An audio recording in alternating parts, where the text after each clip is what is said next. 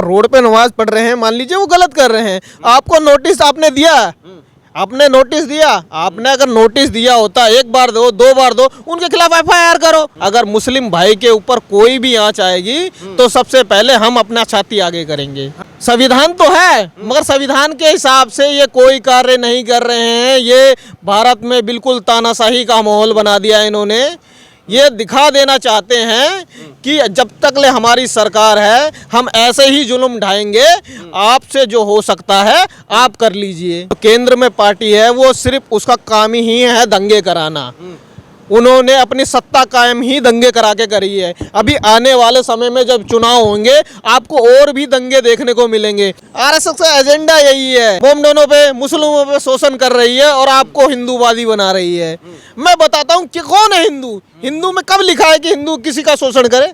नमस्कार, आप देख रहे हैं न्यूज़ डिक्शनरी। कल शुक्रवार के दिन एक वीडियो सोशल मीडिया पर वायरल होती है और उस वीडियो में जैसा कि आप सब देख सकते हैं कि जो पुलिसकर्मी है नमाज पढ़ रहे लोगों को लात से मारते हैं। जब सोशल मीडिया पर ये वीडियो डली, जिसके बाद डलने के बाद काफ़ी सारी प्रतिक्रियाएं सामने आने लगी कि आखिर कैसे एक पुलिसकर्मी जो समाज की रक्षा करता है वो भक्षक कैसे बन गया। हमारे साथ भीम आर्मी से त्रिलोक जी हैं, इनसे पूछेंगे कि क्या कुछ कहते हैं और अपनी राय क्या रखते हैं, किस तरह से देख रहे हैं इस पूरे घटना को। और जो घटना हुई शर्मनाक है, क्योंकि कोई शब्दों में उसके लिए कुछ नहीं कहा जा सकता। देखिए, दिल्ली प्रशासन से मैं यही कहना चाहूँगा, जो कानून की रक्षा के लिए जिनको तैनात किया गया है, अगर वही कानून को तोड़ेंगे तो फिर आप बताइए, ये जो संविधान जो हमने बनाया है इसको सभी लोग फॉलो करते हैं। हमारे तमाम भारत की जितने भी जनसंख्या है सब इसे फॉलो करते हैं। तो ये जो कंडीशन है ये पुलिस प्रशासन पे भी ये कंडीशन आती है, तो उन्होंने क्यों नहीं इसको फॉलो करा? अगर उनको लग रहा था कि ये चीज़ गलत है, गलत रोड पे बैठे हुए हैं, तो उनको नोटिस देना चाहिए था। एक बार नहीं, दो बार नहीं, 3 बार देना चाहिए था। तब भी वो नहीं मानते तो उसके खिलाफ एफआईआर करनी चाहिए थी। तो मैं वही कहना चाहूँगा, क्या उन्होंने एक बार भी उनको नोटिस दिया? नहीं दिया तो क्यों नहीं दिया? आप इतने बड़े पद पर हैं, आप कानून के रक्षक हैं और आप ही कानून के भक्षक बन रहे हैं। तो इस चीज़ को लेके लोग में क्या मैसेज जाएगा कि जब कानूनी ही कानून को हाथ में ले रहा है तो आम जनता है, तो आम जनता क्यों नहीं लगी कानून को हाथ में? आखिर क्या वजह है कि पुलिस कर्मियों के इस तरह के वीडियो सामने आते हैं, जबकि समाज जो होता है सबको एक बराबर देखा जाए, वो चाहे किसी भी धर्म हो या जाति हो, लेकिन इस तरह का कृत्य? देखिए, हमारा जो भारत है वो सेकुलर देश है, ठीक है। अब मुझको पता नहीं क्यों लगता है कि कुछ सालों में ये प्रक्रिया बढ़ती जा रही है। कहीं ना कहीं किसी भी क्षेत्र में देख लो या किसी भी राज्य में देख लो या किसी भी विधानसभा में देख लो, हमेशा हिंदू मुस्लिम का मुद्दा आता रहता है। और अब क्या कर रहे हैं कि जब ये इलेक्शन पास में है तो ये जानबूझ के ये ऐसी चीज़ें कर रहे हैं जो कि ये उसको देख के अपने जो कहते हैं कट्टर हिंदू जो बोलते हैं, आज कट्टर हिंदू जो हैं और कुछ उनमें जो पार्टी है, जो बीजेपी पार्टी है, उनके जो समर्थक हैं, आप भी वो ट्रेंडिंग में चला रहे हैं कि जो एसआई है वो उन्होंने बिल्कुल सही करा। बोल रहे हैं कि देखिए ये जो नमाजी है रोड पर नमाज पढ़ रहे हैं, जबकि नमाज जो है वो मस्जिद में होनी चाहिए। रोड पे आखिर नमाज पढ़ना कहाँ तक सही है? देखिए, रोड पे नमाज पढ़ रहे हैं, मान लीजिए वो गलत कर रहे हैं, आपको नोटिस आपने दिया, आपने नोटिस दिया, आपने अगर नोटिस दिया होता, एक बार दो, दो बार दो, उनके खिलाफ एफआईआर करो। एफआईआर करो, कोर्ट में जाएंगे, कोर्ट में केस फैसला कोर्ट करेगा कि यहाँ पे फैसला करने वाले खुद पुलिस प्रशासन हो गया है। आप मेरे को बताइए ना। सस्पेंड कर दिया गया, ये कार्यवाही सही है या इससे ऊपर सोच रहे हैं कि कुछ और कार्यवाही हो? देखिए, ये सिर्फ पब्लिक को का गुस्सा शांत करने के लिए एक जुमला है। आप देखिए ना, उसको 3 महीने के लिए सस्पेंड किया गया है। उसमें कंडीशन क्या रखी गई है कि उनकी वर्दी वापसी ले ली जाएगी, ठीक है।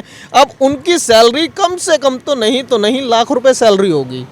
अब लाख रुपए की 50,000 रुपये सैलरी घर बैठे मिलेगी उनको, तो उनको तो और बढ़िया हो गया। 50,000 रुपये घर बैठे मिल रही है। कल को जाके बीजेपी ज्वाइन कर लेंगे, चुनाव लड़ लेंगे, सांसद बन जाएंगे, चुनाव आ रहा है। अब क्या इलेक्शन का कहीं दौर दिख रहा है क्या इसको? जिस तरह से पुलिस वाले ने उन्होंने लात मारी, क्या इलेक्शन के पीछे कहीं से षड्यंत्र चल रहा है क्या?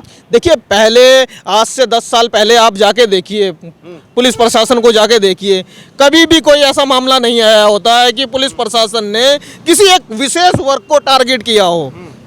अब जैसे अब इस मामले में है, जैसे ये राजनीतिक पार्टी जो सत्ता में आई है, जो केंद्र में पार्टी है, इस पार्टी को आने के बाद पुलिस प्रशासन एक जो टारगेट मेंबर हैं उनको टारगेट कर रही है। तो ऐसा क्यों है? अगर यही काम अगर क्या मैं किसी अदर पर्सन के खिलाफ हुआ होता, या मैं बोलना चाहता हूँ जो अपर कास्ट के खिलाफ हुआ होता, तो जितने भी ये हिंदू संगठन हैं सब के सब रोडों पे बैठ जाते, पूरी दिल्ली जाम, क्या पूरा भारत जाम करने का काम कर देते। चंद्रशेखर आज़ाद जी ने भी ट्वीट किया, उन्होंने बोला इस तरह का कृत्य ऐसा लगता है कि देश में दूसरे तरह का कानून है, जबकि संविधान सबको आज़ादी देता है, किसी में भेदभाव नहीं करता। क्या लग रहा है कि इसमें मुस्लिमों के लिए अलग कानून और दूसरे समुदायों के लिए अलग कानून? ये अपनी प्रतिक्रिया उन्होंने एक्स पर लिखा हुआ है, ट्विटर एक्स पर बोल रहे हैं कि देश में कानून व्यवस्था है कि नहीं। देखिए, कानून व्यवस्था जो ऊपर बैठे हैं ना केंद्र सरकार में, वो अपने हिसाब से चला रहे हैं। ये कहते हैं ना कि संविधान तो है, मगर संविधान के हिसाब से ये कोई कार्य नहीं कर रहे हैं। ये भारत में बिल्कुल तानाशाही का माहौल बना दिया है इन्होंने।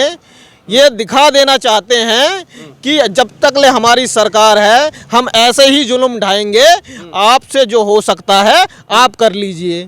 अगर अभी भी हमारे लोगों को समझ में नहीं आया, अगर अभी भी समझ में नहीं आया तो कभी नहीं आएगा। आने वाले चुनाव में आपको दिखाना है कि आप किसको समर्थन कर रहे हैं। ऐसी चीज को समर्थन ना करें जो धर्म को लेके धर्म से लड़ाए। एक अनुमान ये भी लगाया जा रहा था, क्योंकि महाशिवरात्रि थी उस दिन और जुमा का भी वक्त था, तो बताया जा रहा है देखिए कहीं ना कहीं जो पॉलिटिकल पार्टी है उस पार्टी के द्वारा देश में दंगे भड़काने की कोशिश करी जा रही थी। जिस तरह से 2020 दिल्ली दंगा है जो हुआ था, उसी के तर्ज पे ये कराने की कोशिश करी जा रही थी, लेकिन विफल कर दिया गया। देखिए, आपको भी पता है जो केंद्र में पार्टी है वो सिर्फ उसका काम ही है दंगे कराना। उन्होंने अपनी सत्ता कायम ही दंगे करा के करी है। अभी आने वाले समय में जब चुनाव होंगे आपको और भी दंगे देखने को मिलेंगे, मगर हमारी भारत की जनसंख्या को समझना होगा कि ऐसी पार्टी हमें बिल्कुल नहीं चाहिए जो हमें आपस में लड़वाए, हमारे आपस में भाईचारा खराब करे। क्योंकि आज से 10 साल पहले हम हिंदू मुस्लिम साथ में त्यौहार मनाया करते थे, साथ में सारी चीज़ें सेलिब्रेट करते थे। आज हमारे मन के अंदर इतनी खटास भर दी गई है। कौन भर रहा है खटास? कौन भर रहा है? आरएसएस है। हाँ। आरएसएस का एजेंडा यही है कि वो मोमडनों पे, मुस्लिमों पे शोषण कर रही है और आपको हिंदूवादी बना रही है। मैं बताता हूँ कि कौन है हिंदू। हिंदू में कब लिखा है कि हिंदू किसी का शोषण करे? लिखा है किसी ने हिंदू ने? तो हिंदू का तो मतलब ये है कि आखिर भीम आर्मी इस मामले को कैसे देखती है और क्या लग रहा है इस मामले को देखते हुए क्या ऐसे आगे इनके लिए कोई विरोध या सन बनाकर कुछ ऐसा कुछ कार्य करेगी क्या? देखिए, भीम आर्मी इस पे मैंने पहले भी ट्वीट करा है कि पहले तो उनको आधी सैलरी मिल रही है, उनको सैलरी बिल्कुल नहीं मिलनी चाहिए। पूरे तरफ से टर्मिनेशन किया जाए और इसका फास्ट कोर्ट में इसका केस चलना चाहिए। क्योंकि अगर एक बताइए ना, क्या फायदा हुआ उसको क्या में सस्पेंड करने का? उनको 50,000 रुपये सैलरी मिल रही है, उनको तो बिना काम किए सैलरी मिल रही है। और वही केस पहले क्या में सुप्रीम हाई कोर्ट में जाएगा, डिस्ट्रिक्ट कोर्ट में जाएगा, फिर सुप्रीम कोर्ट में जाएगा, इसी में 10-15 साल निकाल देंगे। यानी आप कह रहे हैं कि मामले को कहीं ना कहीं शांत करवाने के लिए, जो कि अच्छी पहल है पुलिस के लिए, लेकिन इस तरह की घटना क्या आने वाले समय में भी होती रहेगी क्या? त्रिलोक जी ये बताइए, मेरा आखिरी सवाल। और कैसे देख रहे हैं, क्या 24 में इस तरह के घटने करने की कोशिश करी जाएगी पॉलिटिकल पार्टी की तरफ से? देखिए, एक बहुत अच्छी बात कही गई है, जिस समाज का सत्ता नहीं होती उसके साथ शोषण होता है। तो ये आपको तय करना है। अगर आप सत्ता कायम नहीं कर सकते हो तो आपके साथ ऐसा ही शोषण होता रहेगा और लगातार होता रहेगा।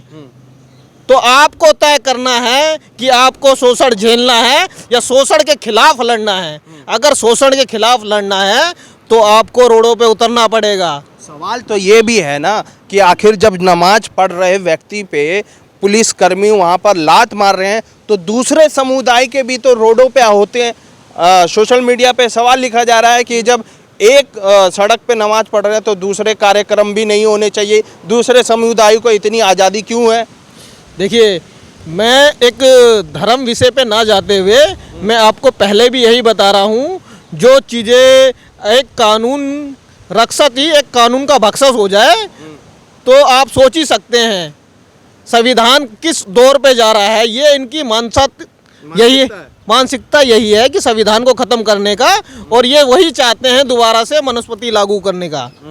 तो उसके अंदर ये अभी मुस्लिमों पे शोषण कर रहे हैं, आने वाले टाइमों पे दलितों पे शोषण करेंगे। मुस्लिमों का कितना साथ है भीम आर्मी और त्रिलोक जी, कितना साथ रहेंगे? देखिए, मुस्लिम भाई और हमारा पूरा समाज एक साथ है। अगर मुस्लिम भाई के ऊपर कोई भी आंच आएगी तो सबसे पहले हम अपना छाती आगे करेंगे। हाँ। ये शोर कर रहे हैं, एकदम तरीके से बोल रहे हैं। और मैं एक ही अपील करना चाहूँगा अपने सभी बहुजन साथियों से और मोमडम साथियों से कि आप अभी ये शोषण झेल रहे हैं, आगे जाके आपको ये शोषण और झेलना पड़ेगा। इसको अपना शोषण ना बिल्कुल झेलना बंद कर दीजिए। इसके लिए चाहे आपको रोडों पे आना पड़े, चाहे आपको लाठी खाना पड़े, जेल क्यों ना जाना पड़े, जेलों को भर दो। आपकी जनसंख्या इतनी है ना कि आप अगर जेलों में भरने लग जाएंगे ना, जेल भर जाएगी, मगर आपकी जनसंख्या खत्म नहीं होएगी। तो जेलों से मत डरो। आपको जेलों की धमकी देते हैं ना, जेलों से मत डरो। जेलों में जाओगे तो ही तो मजबूत होगे और तभी तो अपनी हक की आवाज उठाओगे। देखिए, ये बोल रहे हैं जिस तरह से भीम आर्मी के हमारे साथ त्रिलोक जी हैं, अक्सर जब भी समाज पे या किसी भी पीड़ित पे कोई दुर्घटना या घटना होती है तो उस पर आवाज़ उठाते रहते हैं और कदम कदम पर सहयोग करते हैं। इस वीडियो के बारे में आप अपनी राय क्या रखते हैं, हमें ज़रूर बताएं।